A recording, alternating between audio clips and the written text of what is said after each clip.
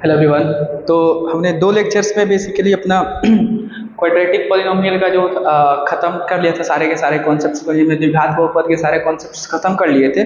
तो आज ये हमारे पास लास्ट लेक्चर होने वाला है जहाँ हम त्रिघात बहुपद के सारे कॉन्सेप्ट्स को कवर कर रहे होंगे। ठीक है, तो बिल्कुल भी समय को बर्बाद ना करते हुए स्टार्ट करते हैं हम लोग अपना आज का लेक्चर, जो कि है बेस्ड है त्रिघात पॉलिनोमियल पे। ठीक है, चलो।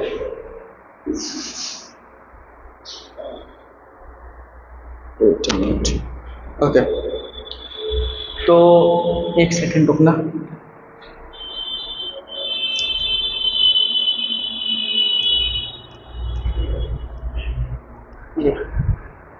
तो ये है हमारे पास अब त्रिघात पॉलिनोमियल। ठीक है, देखो अगर मैं बोल रहा हूँ त्रिघात पॉलिनोमियल तो इतना समझ जाना चाहिए कि इसका कितना घात होने वाला है, 3 घात होने वाला है। ये होता है क्यूबिक पॉलिनोमियल। ठीक है, इसको हम इंग्लिश में क्या कह रहे होते हैं, क्यूबिक पॉलिनोमियल।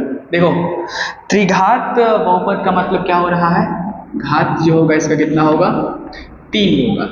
ठीक है, और इसका जो सामान्य रूप होगा वो क्या होगा, तो वो होगा हमारे पास जो भी इसका सामान्य रूप होगा तो वो p of x is equals to ax का power 3 plus bx x square plus का cx प्लस d। याद रखने वाला बात ये है कि a हमारे पास 0 नहीं होना चाहिए और a b c और ये d, ये तीनों के तीनों क्या होने चाहिए, तो रियल नंबर्स होने चाहिए। अच्छा एक बात जरा सोचना, अगर इसके 3 घात हैं तो हम 3 घात को बोल देते हैं कि 3 घात क्या होंगे, एक होगा अल्फा, एक होगा बीटा और एक होगा गामा। ठीक है, अब चूंकि ये 3 घात है तो अगर इसके मैं ग्राफ के बारे में बात करूं तो जो इसका ग्राफ होगा, त्रिघात बहुपद का जो ग्राफ होगा, ठीक है, वो x एक्सिस को कितनी बार काटेगा, तो 3 बार काटेगा। तो ये याद रख लेना कि त्रिघात बहुपद का ग्राफ जो होता है, ठीक है, त्रिघात बहुपद का ग्राफ x अक्ष को 3 बार काटता है। ठीक है, अगर मैं एक नॉर्मल सा कोई एक ग्राफ बना दूं, रैंडम सा कोई सा भी ग्राफ, तो अगर हमारे पास ये x एक्सिस है और ये y एक्सिस है, ये x एक्सिस है, तो अब देखो x एक्सिस को मैंने बोला कि 3 बार काटेगा। ये पहला कट किया, ठीक है, ये दूसरा कट किया और हो सकता है कि हमारे पास तीसरा कट करके ऐसा निकल जाए। तो देखो ये पहला कट हुआ, ये दूसरा कट हुआ, ये तीसरा कट हुआ, तो ये अल्फा है, इसको अल्फा बोल दे, इसको बीटा बोल दे, इसको गामा बोल दे, तो कोई गलती हमने नहीं करा है। ये एक्स एक्सिस को 3 बार कट कर रहा है, 3 बार कट कर रहा है, तो यहाँ पे वर्टेक्स कितना हो जाएगा इसका, मतलब कि इस यहाँ से इस रीजन तक का एक वर्टेक्स से वर्टेक्स पर हम यहाँ पे नहीं जाते हैं। ठीक है, अब हमारे पास जो सबसे इंपॉर्टेंट चीज है त्रिघात बहुपद में, वो देखो द्विघात बहुपद अगर याद करो या फिर हम रैखिक बहुपद से देखें तो हमारे पास घात 1 वाले में क्या था, रैखिक बहुपद देखें तो उसका जनरल फॉर्म क्या था, p of x is equals to ax plus में b। इसका केवल एक ही शून्यक था, वो क्या था, x is equals to minus का b बाई a। अगर हम द्विघात बहुपद देखें तो द्विघात बहुपद क्या था, p of x is equals to ax square plus bx plus c। यहाँ पे हमारे पास इसके 2 शून्यक थे, अल्फा और बीटा, तो हम इन दोनों पे क्या क्या कर सकते हैं, जोड़ सकते हैं और घटा सकते हैं। एक शून्यक है तो देखो हमने स्टार्ट कहाँ से करा है, यहाँ से, इसको हमने दिया है माइनस, ठीक है, b से माइनस, b को हमने माइनस दिया है, या मतलब कि सेकेंड टर्म से, सेकेंड दूसरे पद से हम लोग लिखना स्टार्ट कर रहे हैं शून्यकों को। तो यहाँ से भी जब हमने अल्फा प्लस बीटा देखा था, इसमें भी हमने क्या देखा था, अल्फा प्लस बीटा, तो वो कितना आया था, माइनस का b बाई a आया था। अब जरा गौर करो, यहाँ पे हमने b को ही लिया है, किसके साथ, यानी दूसरे पद को ही लिया है माइनस के साथ, और अल्फा इंटू बीटा क्या हुआ था, तो वो हो गया था c बाई a। यहाँ पे जरा गौर करो, जब हमने 2 को लिया है, 2 को एक साथ ले लिया है, तो कौन सा टर्म आया है, अचर पद है, यानी तीसरा पद आया है। ये बात समझ में आया, देखो जब हम एक एक को करके जोड़ रहे हैं तो दूसरा पद, और जब 2 को एक साथ ले रहे हैं तो तीसरा पद, और इसके साथ कैसा टर्म आ रहा है, प्लस। तो हमें b से स्टार्ट करना है और b के साथ हमेशा माइनस का साइन लगाना है और c के साथ प्लस का साइन लगाना है।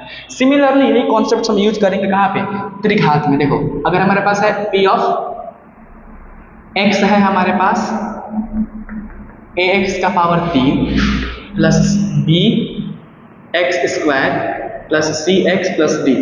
मैंने बोला कि इसका 3 बहुपद, 3 वो रूट यानी शून्यक अल्फा बीटा और गामा। तो हम एक एक को करके जोड़ते हैं। देखो तो अगर इस ये साइन का हिसाब चले तो बी के साथ माइनस, सी के साथ प्लस और डी के साथ माइनस, ठीक है, क्योंकि यहाँ से स्टार्ट करो जहाँ तक नहीं खत्म हो रहा वहाँ तक हम साइन को चला रहे हैं।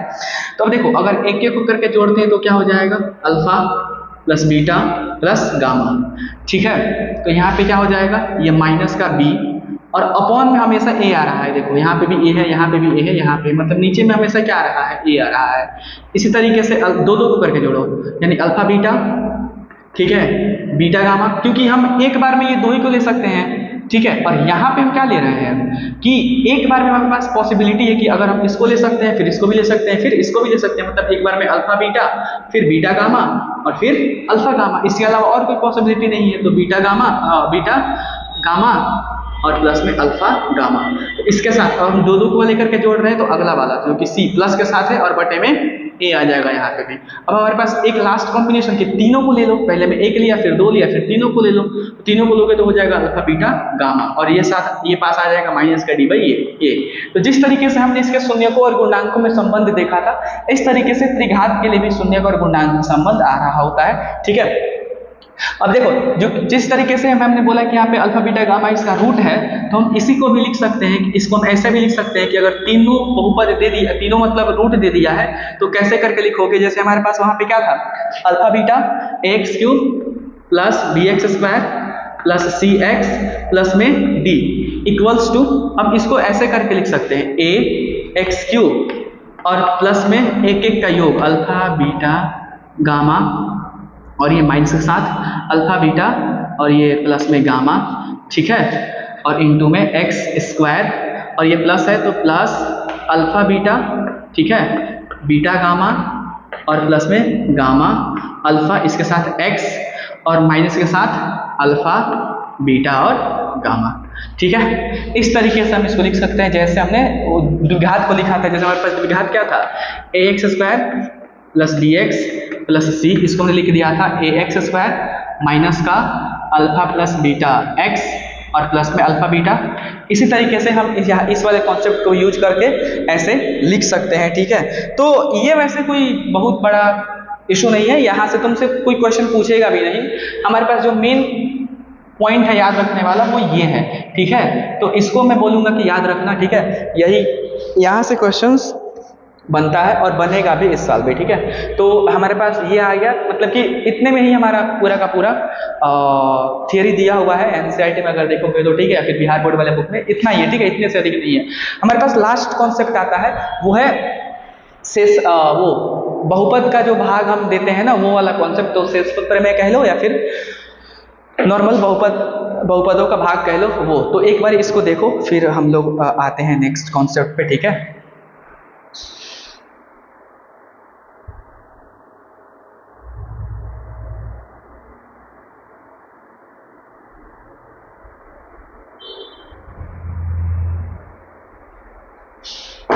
ओके, तो हम लोग आते हैं अपने नेक्स्ट कॉन्सेप्ट पे, ठीक है।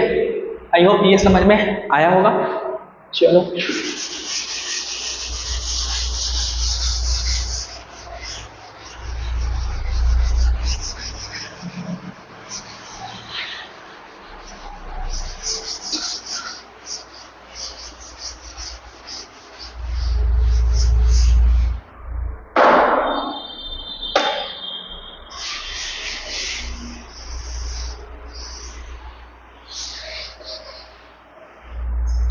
चलो तुम शेषफल प्रमेय भी बता देते हैं एक बार आसानी से, ठीक है। शेषफल प्रमेय देखो क्या होता है, मेरे पास ये लास्ट ही कॉन्सेप्ट है इस चैप्टर का।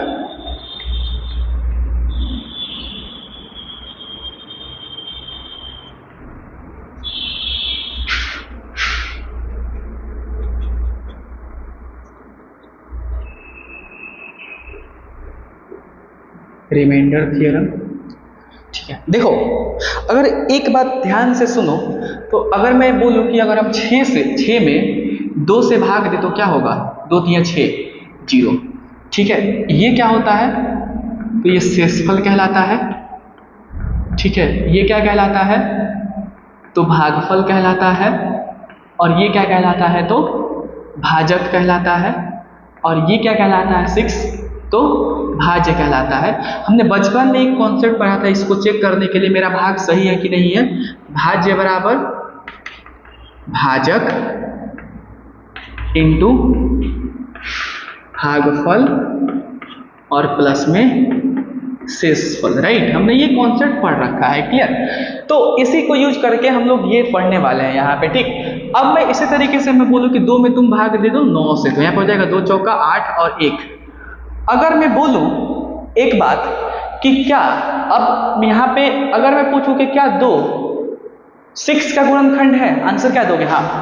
यहाँ पे मैं पूछ रहा हूँ कि 6 का गुणनखंड बता दो, तो 6 का गुणनखंड क्या होगा? 2 × 3। और यहाँ मैं पूछ रहा हूँ 9 का गुणनखंड बता दो, तो 9 का गुणनखंड क्या होगा?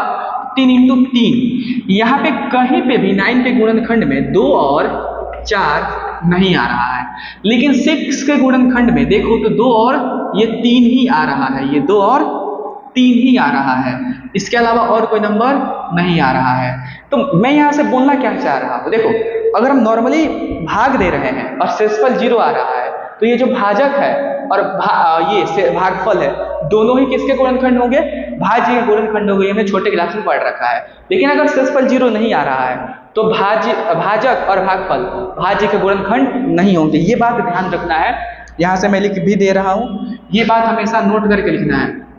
मेरा मतलब है कि अपने वो नोटबुक पे नोट कर लेना और याद रखना कि यदि शेषफल क्या आ जाए? 0 आ जाए, ठीक है। यदि शेषफल बराबर क्या मिले हमें? 0, तो याद ये रखना है कि भाजक और भागफल दोनों ही भाज्य के गुणनखंड होंगे, ठीक है। भाज्य के क्या होंगे? गुणनखंड होंगे। तो आई होप ये बात क्लियर हुआ होगा। तो हम आते हैं अब इस पे कि हमारे पास शेषफल प्रमेय कहता क्या है वाकई में, ठीक है। तो हम लोग एक बार फिर से यहाँ पे टॉपिक लगा लेते हैं। शेषफल प्रमेय के अंदर आने वाली सभी बातों को हम लोग कवर करेंगे, ठीक है। देखो शेषफल प्रमेय ये बोल रहा है कि अगर हमारे पास यदि कोई बहुपद p ऑफ x है, ठीक है, यदि कोई बहुपद p ऑफ x है, तो इसमें g ऑफ x से भाग देने पर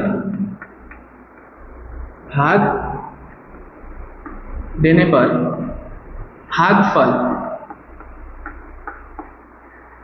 q ऑफ x और शेषफल r ऑफ x आता है, ठीक है। देखो हमारे पास शेषफल के लिए 2 केस है।